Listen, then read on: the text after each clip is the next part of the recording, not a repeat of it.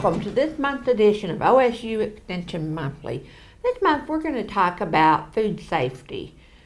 Just because I've been doing some food safety programs and I realized that we really do need to revisit food safety. So that's what we're going to do here today.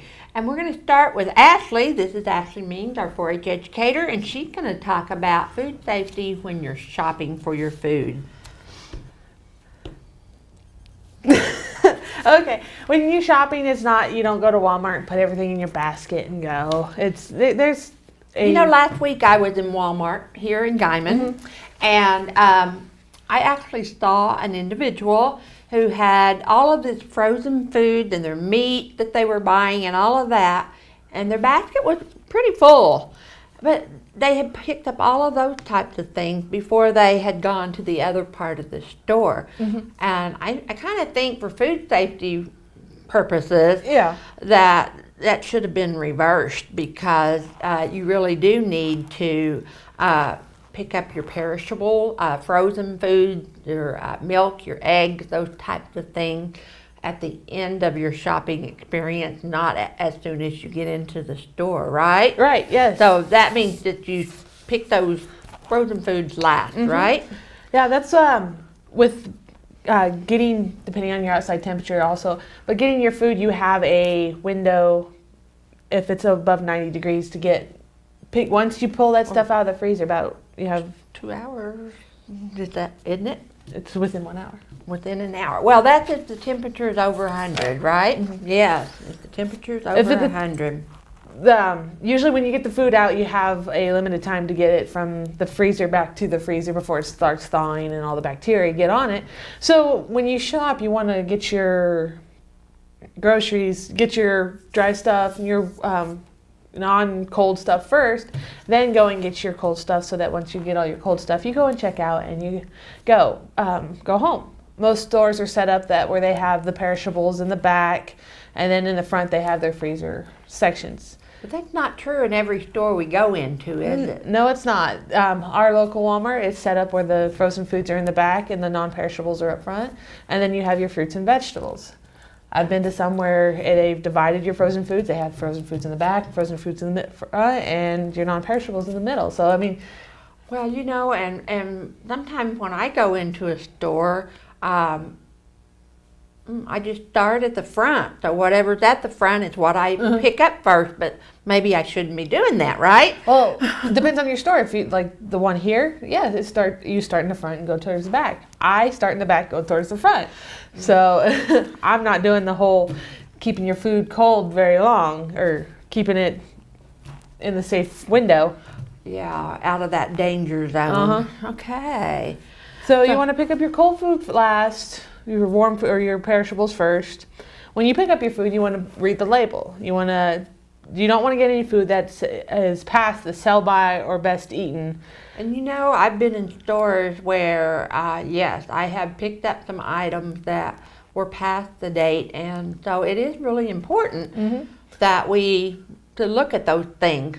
Just something else to add to your shopping experience. Oh yeah, I picked up chocolate that was a couple days past it, but I didn't even think of it until I got home and looked at it. Yeah, and a few days probably isn't going to be a disaster as far as food safety factors, but there's just certain things. That's the reason you need to check those sell-by dates. Now that's different from some other dates that you might see, and we'll talk about that a little later on. But the use-by dates are really the one you need to be paying attention to, and not pick up something that's already past date. Yep. Also, when you're picking up your packages, checking the date. Also check the packaging. If the packaging is messed up or broken, ripped, or you don't want to take it home. Like I was at Walmart the other day. My husband and we picked up some bread. Put it in the basket, just about to put it on the checkout line. The bag was open. We didn't realize it. So you got to make sure you check those bags and wonder what's going on there. You know what? You also need to make sure that jar lids have not already been opened. Because one time I was in a store and I actually observed some gentlemen opening up a jar of sauerkraut in the fresh produce section, and they reached in and took a bite of it. I guess they didn't like it because they put the lid back on it and set it back on the shelf. So yeah, it's really Oh, my important goodness. that you check to make sure that what you buy hasn't been tampered with in any way. Now, your bread, I would imagine, was just kind of maybe the twist tie came off or Yeah. something, but still, we don't know, so it's better. I hope you didn't go ahead and buy it. No, we were going to put, my husband was going to put it back on the shelf, but we were like, no, we need to tell him because we don't want other people to grab it. So we told him, and he did what he had to do with it. Right.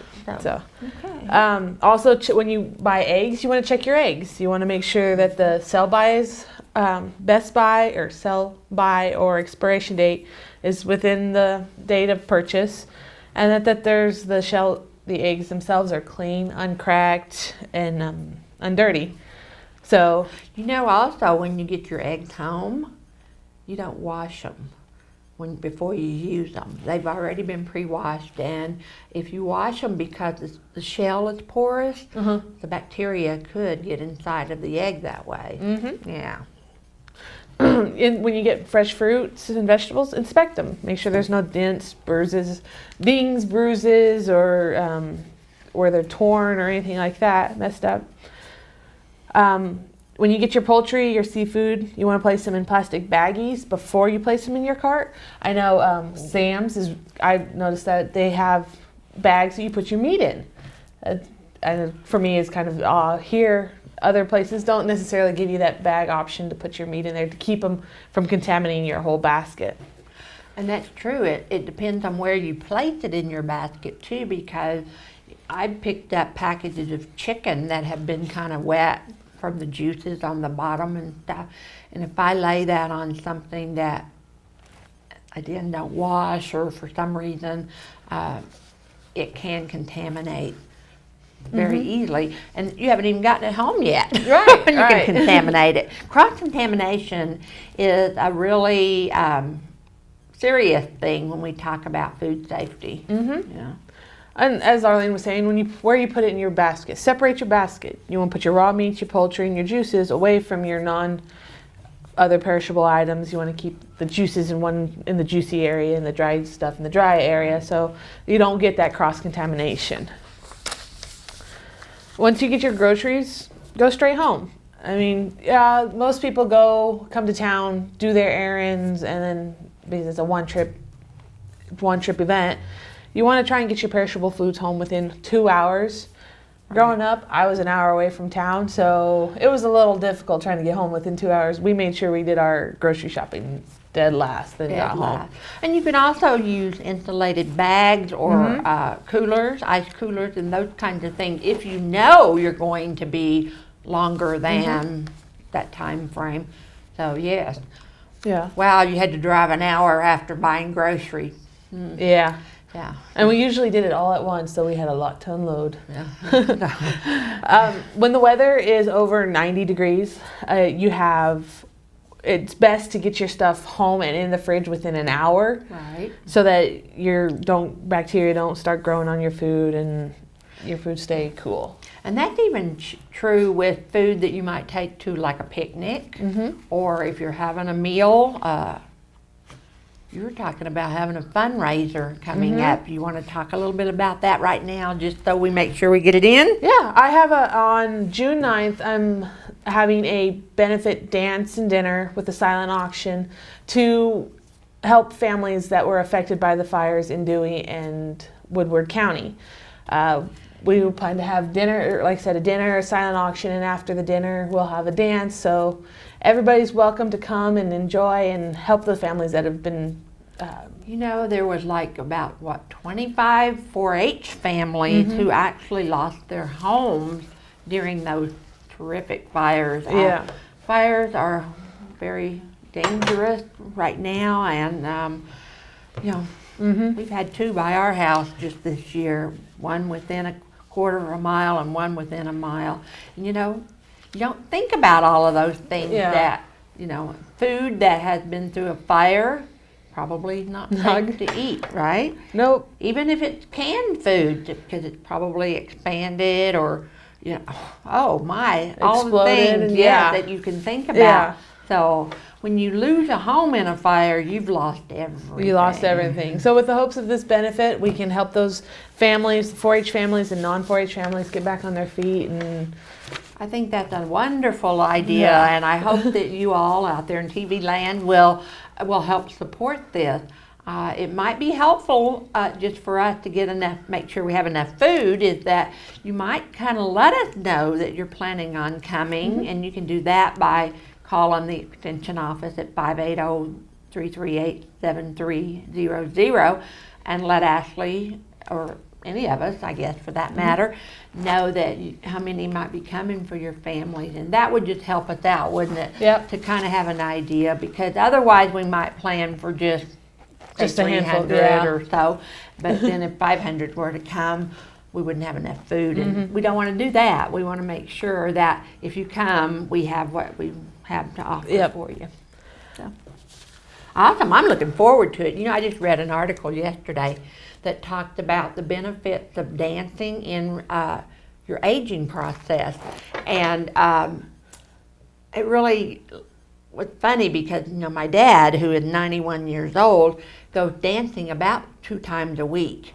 And he's still very sharp. He's still physically able to move and get around and do the things he wants to. And told him, I said, I need to start dancing more. I'll start dancing for I that. love to dance. Oh, yeah. I love. But that didn't have anything to do with food No, we safety, don't. does it? We're kind of getting off track here.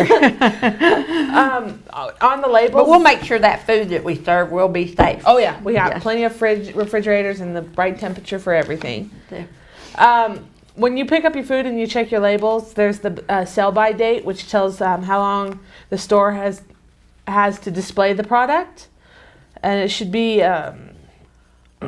you should buy the product before the date expires. So if it expires tomorrow, if you plan to use it tonight, it might be an idea. It might be okay, but if you plan to use it on Thursday of next week and it expires tomorrow, I would look for a different further expiration date. But actually, if it says sell by, that doesn't mean it's spoiled or that it cannot be eaten. That's just the limit that it could be in the store, right? Yes. Okay. And it's the store, and then after that date, there's more chances of it going bad after that date. Yeah.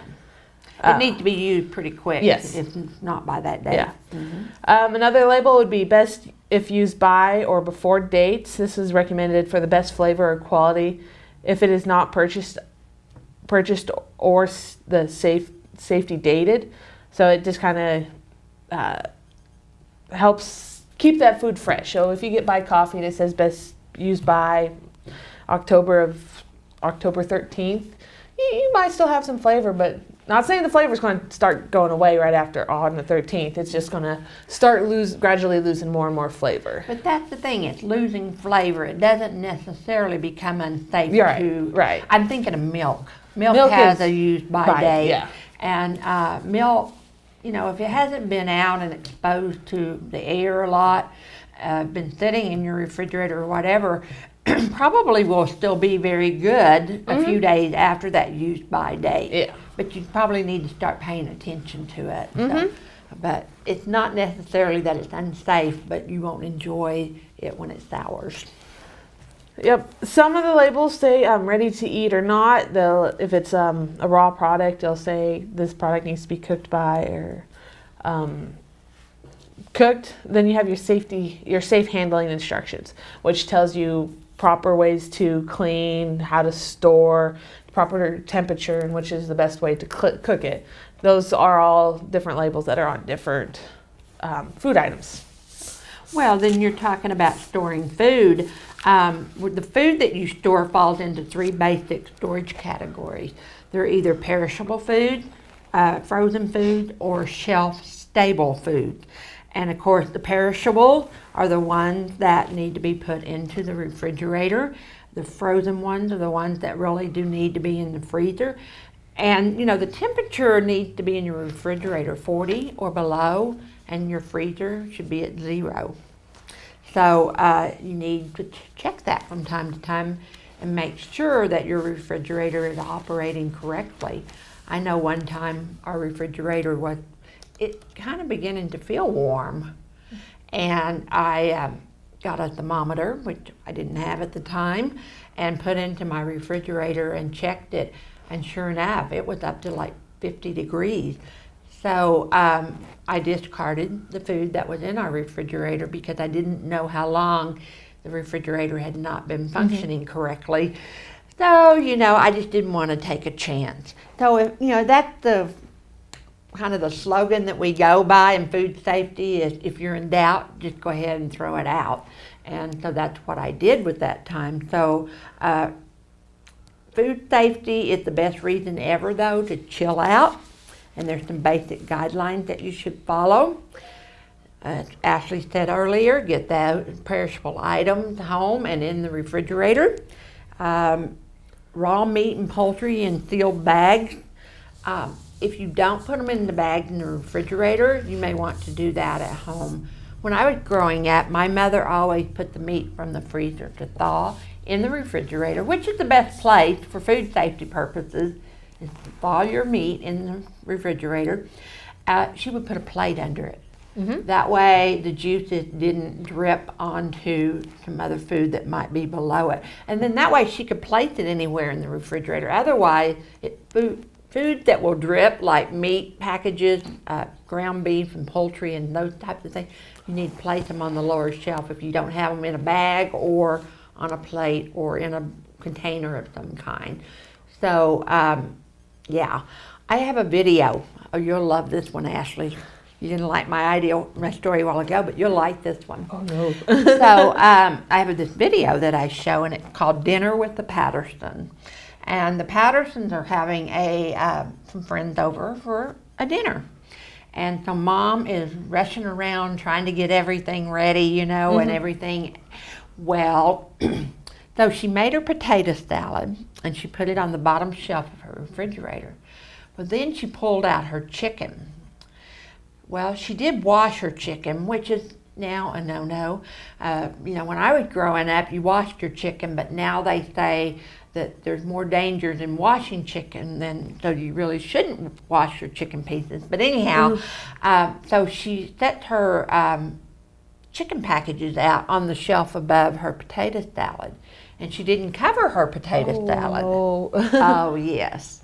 and her hamburger patties as well.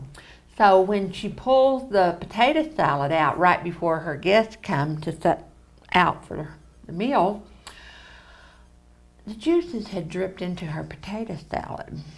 Oh, dear. And so here was the red juices from the chicken and the hamburger patty in her potato salad. Well, you know what? She didn't have time to make more. So in the video that I have, she stirs it up in there. Oh, my goodness. Yeah. Oh, dear. Oh, my. And you know what? Her friends are coming over to eat her potato salad that night. And so you never know what people might do when they don't have a lot of time. So let's go back to talking about storage of other things like eggs. You want to store the eggs in their original carton. I know a lot of refrigerators have the little holes to put your eggs in. They have discovered that that's not really the best place to store your eggs. So you need to keep them in the carton and not in the door. You need to throw away fresh fruits and vegetables that you haven't refrigerated within 2 hours. So, and of course you've talked about the date, so we won't talk about that one. And some other things that I might talk about is your canned goods, how long you can keep them. And I think people might be a little bit surprised about this, but in general, you can store your high acid foods, that's like tomatoes and fruits and those types of things, for 12 to 18 months. And your low acid foods, which would be like your meats or your vegetables, if they're canned or a shelf stable food, they can last from 2 to 5 years. Wow. So yeah, but if the can becomes dented or bulges at the top or anything, it's rusted, you need to discard it no matter how long you had it, because botulism is one of those food pathogens that can make us very, very ill. So on that bulge deal, I had a couple years ago, I was in the kitchen cooking And my husband was outside doing something, and all of a sudden I hear this loud bang, like someone fired a gun in the house. I ducked cover and ran to the TV room because I didn't know what was going on. I went out to Chris and says, "What are you shooting at?" It's like, "I'm not doing anything." I'm like, "Oh, there's a big bang in the kitchen." Well, I got back in the kitchen and it started smelling like peaches. What is that? So I started digging in my cabinets. One of our peach cans exploded. There was peach juice and peaches all over the cabinet. And it bulged. It bulged. And exploded. And it burst, yeah. Yep. And therefore it was not safe to eat. No. I went, after that point, I went through all my food. If it looked kind of questionable, it went bye-bye. We're going to have a food freezer program coming up here at the OSU Extension Office. So be watching out for that so that you can attend that program and learn more about your food freezers and your food, how to keep it when there's emergencies and all of those types of things, and how long you can keep certain foods and what have you. So be on the watch for that showing up. Some other things that we have coming up is of course we'll be participating in the events in May, which is like Pioneer Day weekend and Mother's Day and Memorial Day. And so those are some of the things. Memorial Day is one of those days when we really decide that we want to picnic and get out and eat outdoors. And so you have to make sure that you keep your food safe when you do that. What I've learned recently is that, a lot of times when we have like potato salad or egg salad or something like that that's mayonnaise based, that it's not necessarily the mayonnaise that's so problematic as it is the food itself. So, but that's not a ticket to say you can leave your potato salad out for 4 or 5 hours just because you're at a picnic. So try not to make it any more than what you think you will use, and then discard that at the end of the day, because typically if you're at a picnic, you're out there longer than those 2 hours. And when we talk about the danger zone where pathogens grow the most is between 40 degrees and 140. So when you have hot foods, you need to keep them at 140 or above to keep them safe, and cold foods need to be 40 or below to keep them safe when you're out doing picnics. So make sure that you keep them safe so that we don't go home from the picnic not feeling well. Because you have a fun time, you still want to have a fun time afterwards. So you want to make sure. I kind of like to shift gears just a little bit here and talk about our upcoming county fair. The dates are August the 14th through the 18th. And the theme this year is Start Your Tradition. And I'm really kind of excited about that theme because, if there are people out there who have never attended a fair, who've never participated in a fair, or you brought an exhibit or anything, we'd like to encourage you to do that this year. Bring something out so that you can participate in our fair, and maybe you could even be the one who wins that blue ribbon. So we have several departments at the fair. One is our horticulture ag department. And so now's the time to be planting those gardens and getting those produce ready so that you have produce to bring to the fair.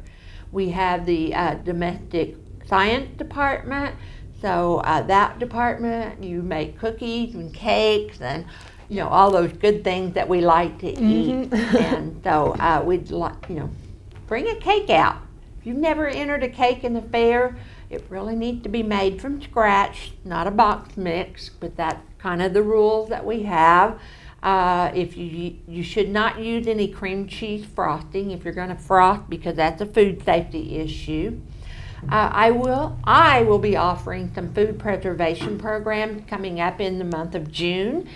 They will be for youth and adults as well, and we will make some food, fruits and relishes and things like that, so that when you're done, you'll have a fair exhibit made. So be on the lookout for the date and place and time for those events that are coming up. And I'm going to do them several times during the month of June, like maybe 4 or 5 times in the various communities around. I'll be in Texoma and Hardesty and Hooker and Yarborough, and so there's no excuse why you can't come to this program and learn how to preserve food so that safely, and then that way you can bring them to the fair.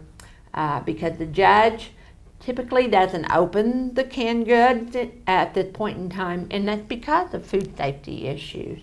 And of course, we have the 4-H department, and you go through our 4-H program here at the Texas County OSU Extension Office, and learn what you can make to enter in that. You do have to be in 4-H. Also, FFA, we'll take your entries as well.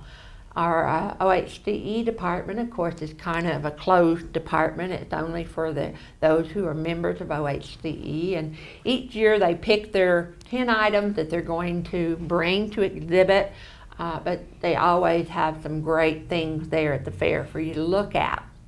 If you're an artist, are you an artist? I can draw a circle. You can draw a circle? Well, you might need to do a little more than that to get a blue ribbon at the fair. But anyway, if you're an artist, if you draw, if you're like to do crafts and those kinds of things, there's a department for you, ceramics and what have you. Now also is the time to start planting those flowers so that you'll have flowers ready for the plant flower department. Mm-hmm. And so we just encourage everybody this year to start your own tradition and come out to the county fair. The Fair Board is working to plan the 2018 county fair. It will be our 101 year, because last year we celebrated the centennial. And you know what? It's a good time to start your tradition. So you kind of have some things going on at the fair too. Yeah, leading up to the fair, I want to host a quilting camp so that, members or anybody interested come in and make a quilt and can either enter it in our 4-H department, or if they're not 4-H, enter into the quilting department at the 4-H. The open department, yeah. We're looking at having possibly everybody's favorite Farm Olympics. Oh, the Farmhand Olympics will be back. That's wonderful. Last year we had 16 teams. Mm-hmm. And I've had people come up to me asking for it this year, so it's going to come back. Try to beat that this year. Oh yeah. So if you're a business, 4 people, all you need. Wherever they come from, we will take them as a team, but you need to have 4 people.